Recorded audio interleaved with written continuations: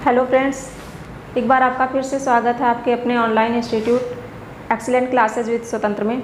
पिछली वीडियो में हम लोगों ने सेल के बारे में पढ़ा था। सेल की खोज किसने की थी, सबसे छोटी कोशिका कौन सी, सबसे बड़ी कोशिका कौन सी है पूरे वर्ल्ड में, ऑल ओवर पूरे वर्ल्ड में कौन सी है, और उसके बाद पूरे हमारे ह्यूमन शरीर में कौन सी सबसे छोटी कोशिका है, सबसे बड़ी कोशिका कौन सी, सबसे लंबी कोशिका कौन सी है। तो इन सब चीज़ों के बारे में पढ़ा था। और उसके बाद हमने कोशिका झिल्ली और सेल वॉल दोनों के बारे में पढ़ा था। आज हम माइटोकॉन्ड्रिया से शुरू करते हैं। तो सबसे पहले देख लेते हैं कि माइटोकॉन्ड्रिया की खोज किसने की थी।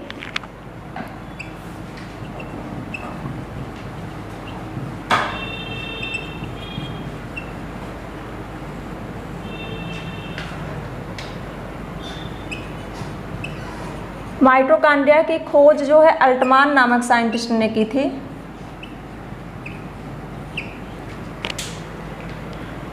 अब क्योंकि आपको ये चीज़ें तो पता होंगी कि माइटोकॉन्ड्रिया जो होता है वो कोशिका का पावर हाउस उसको कहा जाता है। तो किस तरीके से पावर हाउस कहा जाता है इसको हम आज थोड़ा सा जानते हैं। माइटोकॉन्ड्रिया जो होता है वो, क्योंकि ये हर एक सेल्स जो होता है वो अपने लिए ऊर्जा बनाता है, और हर एक सेल्स मिल करके, क्योंकि पूरी शरीर हमारी सेल्स की बनी हुई, तो हर एक सेल्स ऊर्जा फॉर्मेशन कर रहा है, ऊर्जा का निर्माण कर रहा है। इस तरीके से पूरे शरीर को हमारी ऊर्जा मिलती रहती है। तो माइटोकॉन्ड्रिया जो है, जब हम ऑक्सीजन को लेते हैं, ऑक्सीजन हमारे लंग्स में जाता है और लंग्स से जो है आरबीसी ऑक्सीजन को ढोते हुए वो ले करके जाता है सेल्स तक। तो सेल्स जो होती हैं वो ऑक्सीजन को ले करके वो उस ऑक्सीजन को तोड़ने का काम करती हैं, और जब ऑक्सीजन टूटता है तो हमें एटीपी के रूप में एनर्जी, जो एटीपी के रूप में एनर्जी मिलता है, क्योंकि एटीपी को एनर्जी का सिक्का भी कहा जाता है। इस तरीके से जो प्रोसेस होता है वो लंग से शुरू हो करके ऑक्सीजन लंग्स में आता है, उसके बाद लंग से शुरू हो करके वो सेल्स तक पहुंचता है। तो ये फंक्शन होता है माइटोकॉन्ड्रिया का।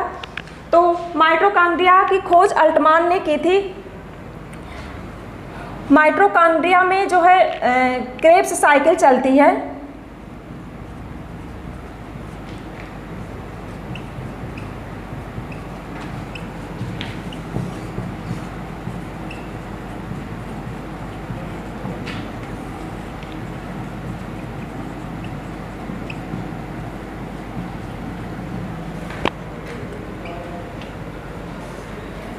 इस टाइम माइटोकॉन्ड्रिया में एटीपी का निर्माण होता है।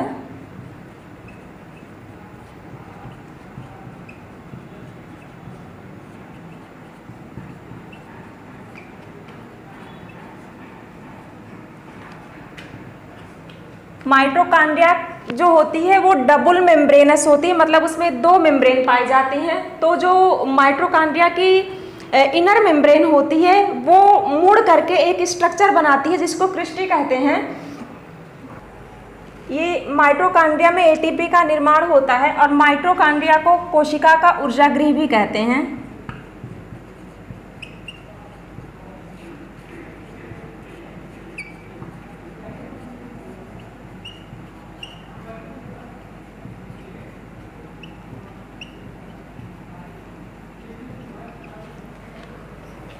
तो ये आपने देखा जो माइटोकॉन्ड्रिया है, अब माइटोकॉन्ड्रिया ये हम गलत लिख दिए थे यहाँ पे, यहाँ माइटोकॉन्ड्रिया होगा।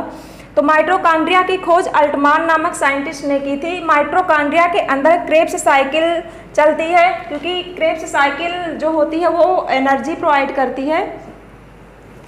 और क्योंकि जब हम ऑक्सीजन को लेते हैं तो वो जो है टूटता है, एटीपी का निर्माण होता है।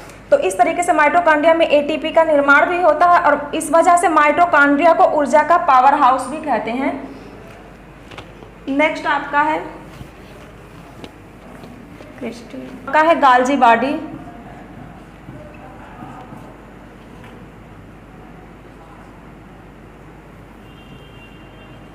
गाल्जी काय,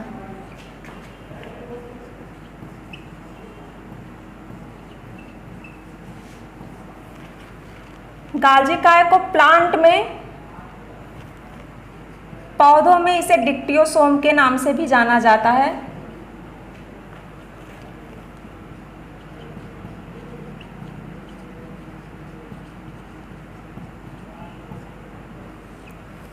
गाल्जी काय जो होता है, गाल्जी बॉडी, इसको प्लांट में डिक्टियोसोम के नाम से जाना जाता है और इसका जो कार्य होता है गाल्जी बॉडी का,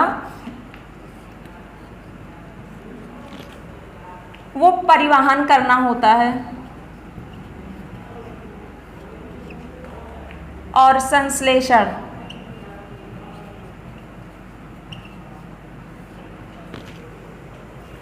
तो परिवहन करने में ये ऊर्जा का परिवहन करती हैं और प्रोटीन,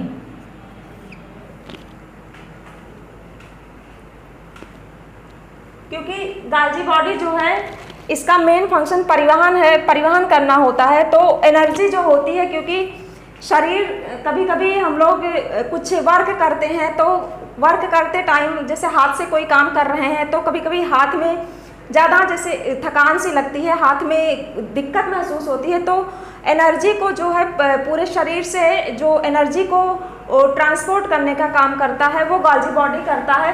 नेक्स्ट है आपका प्रोटीन के ट्रांसपोर्ट का काम भी करता है। अब इसका फंक्शन ही है ट्रांसपोर्ट करना। तो प्रोटीन जो होता है, क्योंकि पूरी शरीर हमारी प्रोटीन से ही मिलकर के बनी हुई है। अब हम इसको ऐसे समझ सकते हैं, क्योंकि अब प्रोटीन अभी हम पढ़ेंगे उसको कि प्रोटीन का फॉर्मेशन कैसे होता है, उसको हम पढ़ेंगे बाद में। तो राइबोसोम्स जो होते हैं वहाँ पे प्रोटीन का निर्माण होता है और प्रोटीन का निर्माण तो हो जाता है, लेकिन अब जो प्रोटीन है उस प्रोटीन को एग्जैक्ट पोजीशन तक पहुँचाने का काम जो है वो गाल्जी बॉडी करता है। तो जैसे ही अगर बाल में केराटिन प्रोटीन होता है तो बाल जो होता है वो ब्लैक कलर का होता है और नेल में जो है केराटिन प्रोटीन होता है। तो नेल अब ऐसा है कि बाल वाले प्रोटीन को बाल में पहुंचाना ही जो है ज़रूरी होता है, ऐसा तो नहीं होता है कि बाल के प्रोटीन को नेल तक पहुंचा दिया जाए। तो इस वजह से गाल्जी बॉडी जो होता है वो डायरेक्ट उस प्रोटीन को एग्जैक्ट लोकेशन तक पहुंचाने का काम करता है। गाल्जी बॉडी को इसको ट्रैफिक पुलिस के नाम से भी जाना जाता है।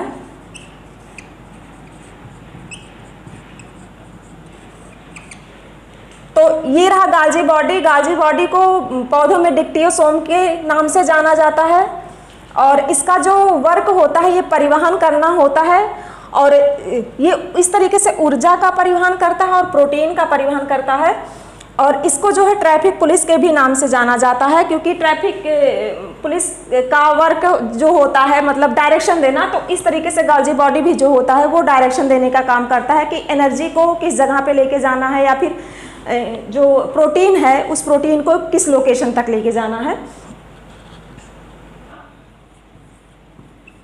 तारक काय या इसको सेंट्रोसोम कहते हैं।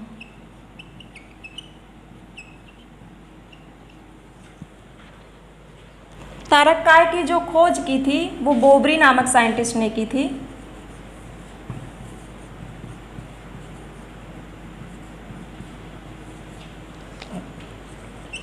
और तारक काय का जो वर्क होता है वो कोशिका विभाजन का होता है।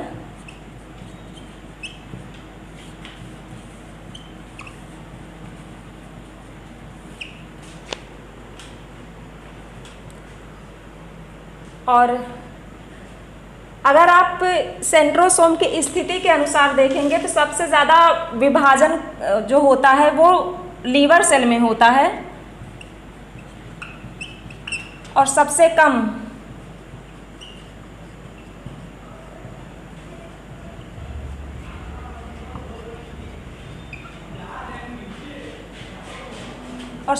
विभाजन जो होता है वो न्यूरॉन सेल में होता है। तो इसका मतलब अगर सबसे ज़्यादा विभाजन हो रहा है वो लीवर सेल में हो रहा है, तो इसका मतलब ये है कि लीवर सेल में जो सेंट्रोसोम की मात्रा होती है, सेंट्रोसोम की संख्या होती है वो बहुत ज़्यादा होती है। इस वजह से जो है सेंट्रोसोम जो होते हैं वहाँ पे लीवर सेल को जो विभाजित करते रहते हैं। नेक्स्ट दूसरा है सबसे कम विभाजन जो होता है वो न्यूरॉन सेल में होता है। तो न्यूरॉन सेल में जो सेंट्रोसोम होता है वो सेंट्रोसोम एब्सेंट होता है।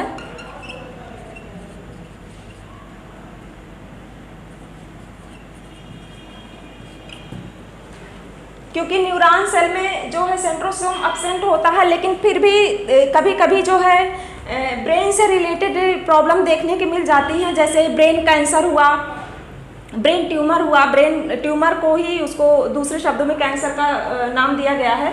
तो अब यहाँ पे आपको एक चीज़ समझ में आएंगे कि अगर विभाजन, क्योंकि जो विभाजन है वो न्यूरॉन सेल में तो होता ही नहीं, क्योंकि सेंट्रोसोम वहाँ पे एब्सेंट होता है।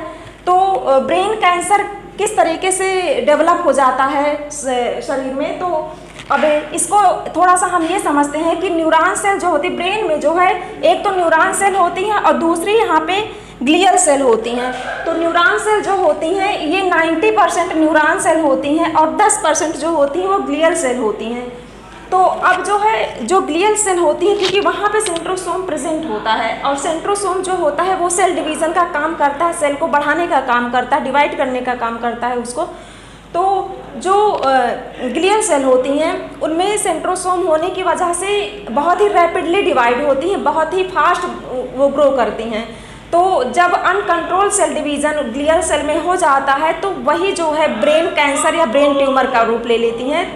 तो यहाँ पे आपको ये चीज़ ध्यान देना कि न्यूरॉन सेल जो होती है वहाँ पे सेंट्रोसोम जो होता है वो एब्सेंट होता है और ग्लियल सेल जो मात्र 10% होती है ब्रेन सेल में, उसमें ग्लियल सेल प्रेजेंट होता है और उसी के जो है रैपिडली डिवीज़न की वजह से जो है जो ब्रेन ट्यूमर होता है, ब्रेन कैंसर होता है, वो होता है। नेक्स्ट है आपका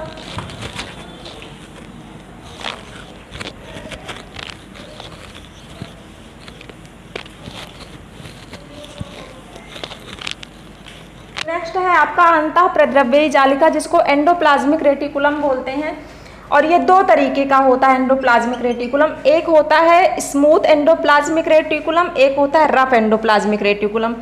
और स्मूथ एंडोप्लाज्मिक रेटिकुलम जो होता है इसका जो फंक्शन होता है वो वसा का निर्माण होता है, मतलब फैट का फॉर्मेशन करता है, और दूसरा जो फंक्शन होता है इसका ये ग्लाइकोजन का स्टोरेज भी करता है।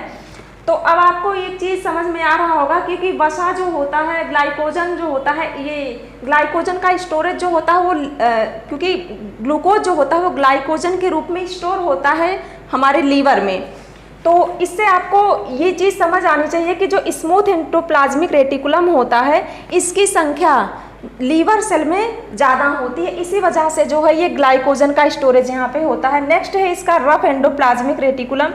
और रफ एंडोप्लाज्मिक रेटिकुलम इसको इसलिए कहते हैं क्योंकि जो इसका ये वाला पार्ट होता है सेकेंड वाला, इस पे जो है राइबोसोम प्रेजेंट होते हैं और राइबोसोम जो होते हैं ये प्रोटीन का निर्माण करते हैं। एंडोप्लाज्मिक रेटिकुलम जो होता है ये प्रोटीन का फॉर्मेशन नहीं करता है, बल्कि एंडोप्लाज्मिक रेटिकुलम पे जो राइबोसोम्स प्रेजेंट होते हैं वो जो होते हैं वो प्रोटीन का निर्माण करते हैं। और नेक्स्ट इसके बाद आता है कि जो अंतःप्रद्रव्यीय जालिका है इसका कार्य क्या होता है। तो सबसे पहले ये देखा, क्योंकि जो एंडोप्लाज्मिक रेटिकुलम होता है ये न्यूक्लियस मतलब केंद्रक से शुरू होकर के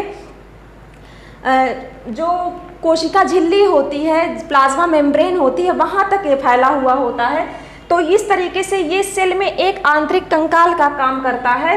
देन इसका दूसरा फंक्शन, ये जो कोशिका द्रव्य और केंद्रक द्रव्य जो होता है इसके बीच जो है संबंध को स्थापित करता है, जैसे पदार्थों का लेन देन करता है।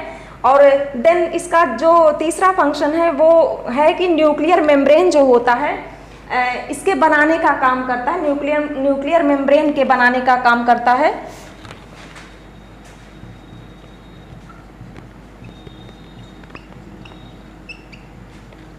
क्योंकि जब सेल डिवीज़न होता है उस टाइम जो है एंडोप्लाज्मिक रेटिकुलम के थ्रू ही जो है न्यूक्लियर मेम्ब्रेन जो होती है वो बनती है। तो ये एंडोप्लाज्मिक रेटिकुलम के बारे में इतनी चीज़ें थी। और इसके बाद नेक्स्ट वीडियो में पढ़ेंगे, इसके बाद जो सेल ऑर्गेनल्स बचे हुए हैं उसके बारे में स्टडी करेंगे। तब तक के लिए धन्यवाद।